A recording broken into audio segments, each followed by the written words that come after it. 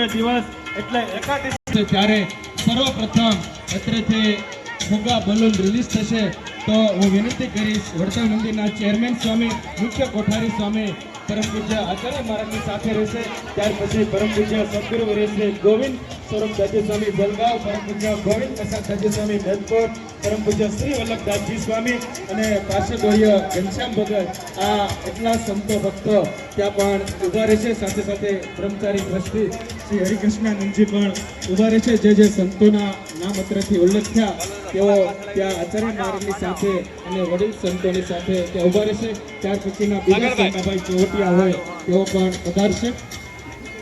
આચાર્ય મહારાજ શ્રી અને વડીલ સંતો જાય ત્યાર પછી બધા ભક્તોએ દિવ્ય દર્શનનો લાભ લેવાનો છે આવો અત્યારે આપણે સૌ અંદર દિવ્ય હિંડોળા દર્શન ઉદ્ઘાટનનો પ્રારંભ થઈ રહ્યો છે બોલો સ્વામિનારાયણ ભગવાન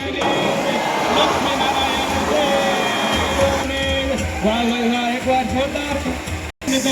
આ વડતાલ ધામની ભૂમિ ઉપર આજે આપણને સૌને જ્યારે જોવા મળ્યો છે ત્યારે આ ગેટનું અનાવરણ કરી અને સર્વપ્રથમ જ્યારે દિવ્ય દર્શન ખુલ્લા ઈંડોળા દર્શન ખુલ્લા મૂકવાના હોય ત્યારે એકવાર જોરદાર તાળીઓથી આપણે સૌ આચાર્ય મહારાજ શ્રી